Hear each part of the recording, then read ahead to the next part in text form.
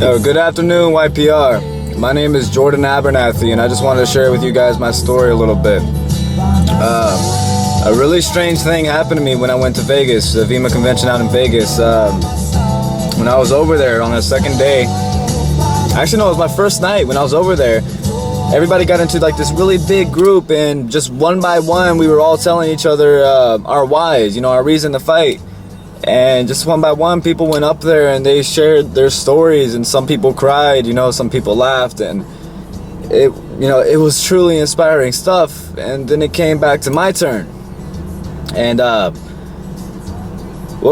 when I went up there, I actually realized my true why as soon as I walked up there. And it's actually something I've never really told anyone, not even my best friends, not even my business partners. And so I told it right then and there to over 30 people that I've never met before in my life. And I just let loose everything that I've been holding in for so long, and I started to cry when I was telling it. And the strangest thing happened was that right after that, a whole bunch of people came up to me and gave me a hug and shook my hand and said, "Dude, you have a powerful why. You're gonna make it to the top. I know it. You're gonna make it big. You're stronger than your problems. You got this. And that was strange for me, because nobody ever really told me things like that before. So I went to Vegas feeling like I have nothing, and I came back feeling like I had everything. But so I'm out here in Katy, Texas, and ever since the Vegas convention, I've been getting uvu calls like crazy, and just people saying, "Hey man, you have a really powerful why. You're like the most powerful why in my downline," from like people like Ian Publiones and other people, and they're like, "Yo, I want you to tell my team your why real quick. Just I want you to inspire them." So I go out there, I tell them my why, and I thought it'd be easier if I just shared with you guys everything, So to start off, just give you a little insight about who I am and my personality really is, let's see, I'm a filmmaker, I'm a storyteller, guys. That's what I live my life for, telling stories. I remember when I was really little, I don't know, maybe 7 years old, I would do a lot of chores and get paid for that. And every single time I'd get paid, from my parents, I would go to Toys R Us and buy all these action figures, and then I would walk right next door and go to Joann Fabrics and buy paint.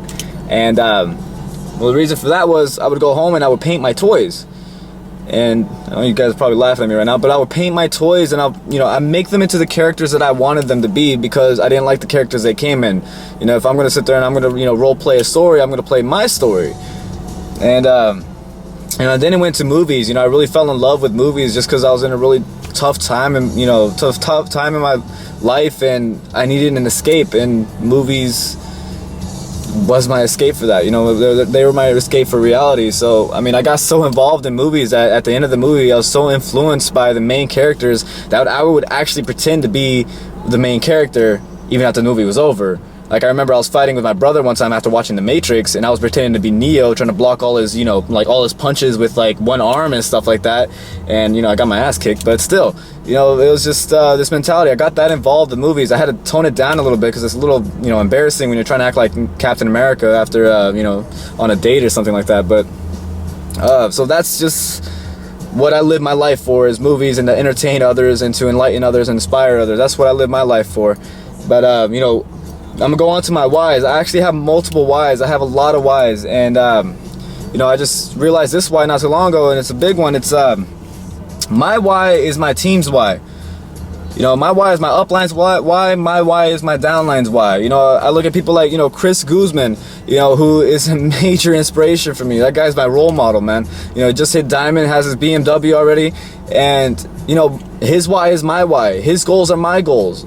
And I'm not going to rest until my team's goals are all accomplished. That's one of my big whys. This is my, I'm not in this just for me. I'm in this for my team. I'm trying to change lives, and that's what I'm setting, and that's what I'm going to go out and do. And so, I'm moving on forward. Another one of my whys is, actually my parents. My parents worked so hard their entire lives just to provide for me that I just came to the realization that I don't know who they are.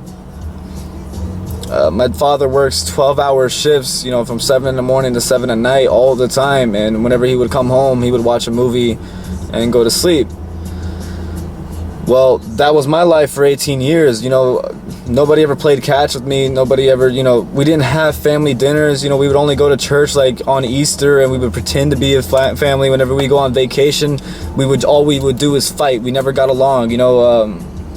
I mean, it was like, my parents were not invested in my life, and I had no idea who they were, so I wasn't very invested in their life, you know. And I remember every single time they would actually loan me money for a date or something, they would actually charge me with interest whenever I had to pay them back.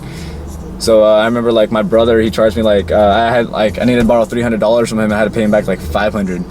Yeah, tough love, right? But you know, that's just, my family's very business oriented, and they didn't really see the difference between business and family. And so a big why for me is to retire my parents early and take them on vacation and go to a beautiful restaurant and just sit them down and meet them for the first time. You know, that's a big why for me. So now just to move on to my story really. And so throughout my entire life, I wanted to be a director, actor, producer, writer, author, editor, poet, musician, entrepreneur, politician, lawyer. I mean, the list just goes on and on and on. I've always had huge dreams and huge goals and huge ambitions, and you know, I've had those ambitions since I was 12 years old and in 7th grade. And having ambitions like that, not a lot of people believe in you. And it started with my parents. They wanted me to be an accountant just like my father, and then it moved on to my brother, and then it moved on to my teachers, and then it moved on to my friends. I would constantly hear things like, "Oh, you want to be a director of movies? You know, that's funny. That's, you know, that's a nice dream to have. Good luck." You know, I was just say it so sarcastically, and you know, everyone would tell me, "Oh, that's just unrealistic. Come on, like nobody ever actually goes out and does that." But and it was actually the first person to actually ever tell me that he believed in me. The first person that looked me in the eyes and said, "You're gonna go far, kid. You're gonna make it," was my best friend. And his name was Spencer Foster. It was a funny story how we met, actually. I was getting bullied at school in 7th grade, and some really big kid pushed me down and you know, grabbed my backpack and opened it up and threw all my stuff everywhere. And out of nowhere, this bigger kid comes up to him and just knocks him out, and you know, extends his hand towards me and, you know, picks me up off the ground and says, "Hey, my name is Spencer Foster. What's your name?"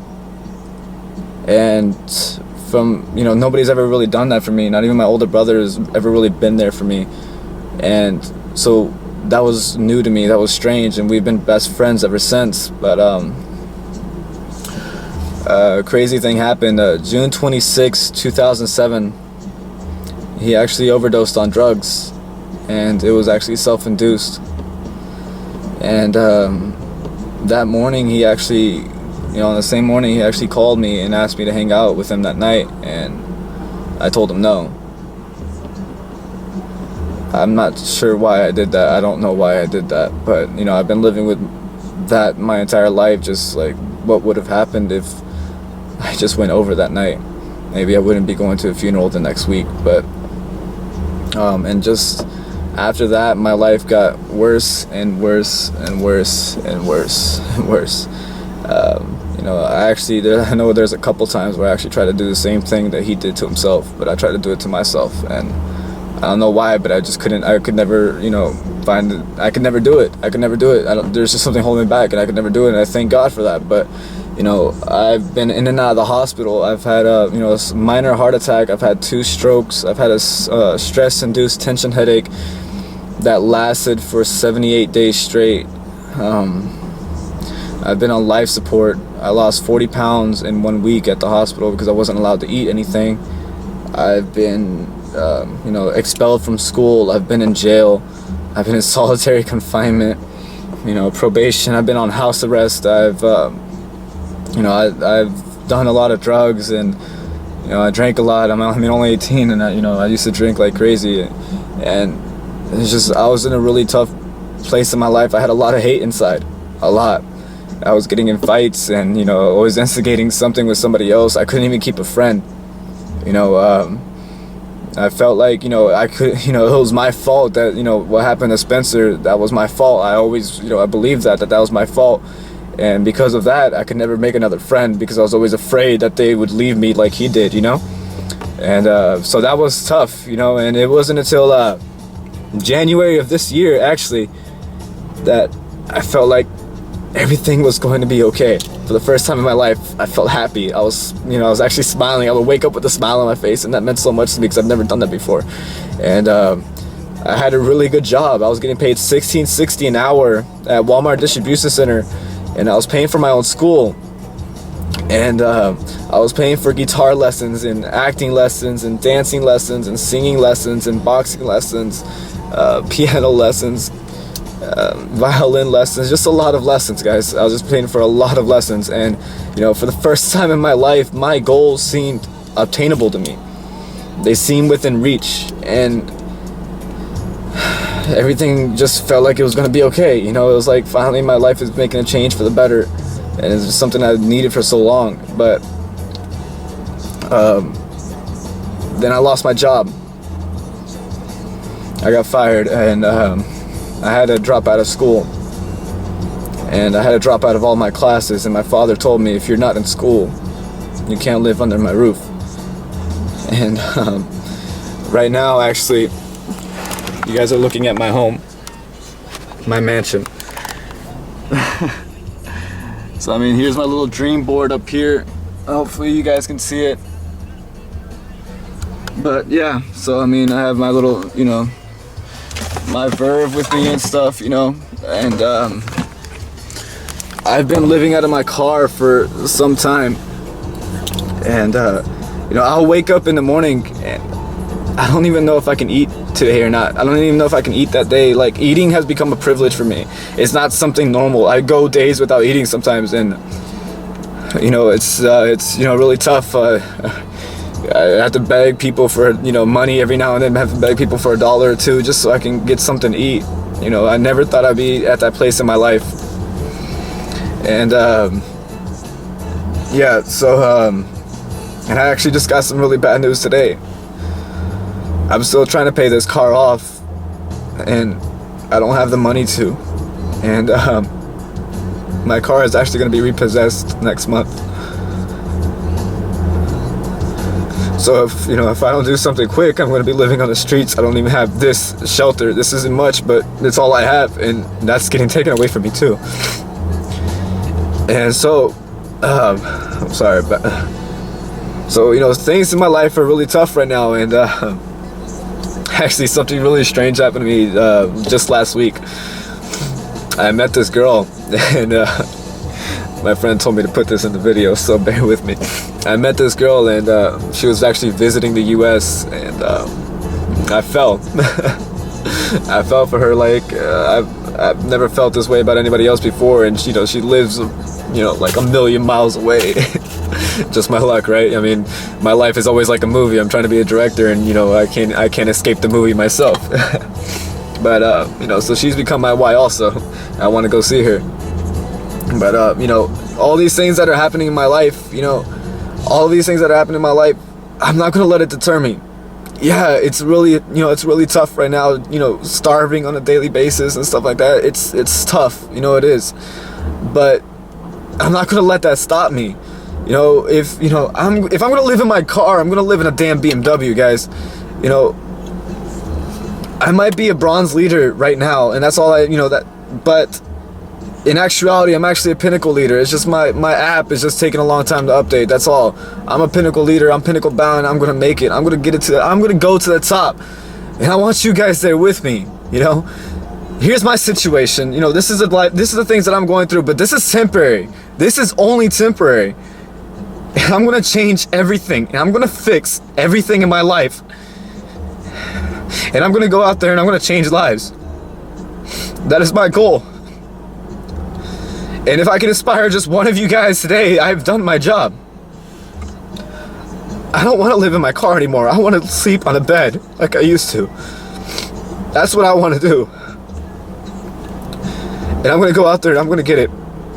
And I'm not gonna live on the streets. I'm not gonna allow myself to do that. I'm gonna hit diamond. Before that, I'm gonna buy a loft, and I'm gonna make it happen. I'm gonna be driving around in a BMW. So I want you there with me, guys. You guys are my family. If I can get through this, anybody can. If I can make this happen for myself, then anybody can. So go out there and make it happen. I'm tired of being average. I don't want to be average anymore. I'm going to change that. And I'm just going to leave it off with one thing, guys. Just one thing. Mr. Brad Alcazan, I don't know if you're watching this or not, but I will not only equal your achievements in life, but I will challenge you at the post and pass you at the grandstand. I'm going to the top. I'm going to be pinnacle. Be there with me, guys. Let's rack 'em. YPR.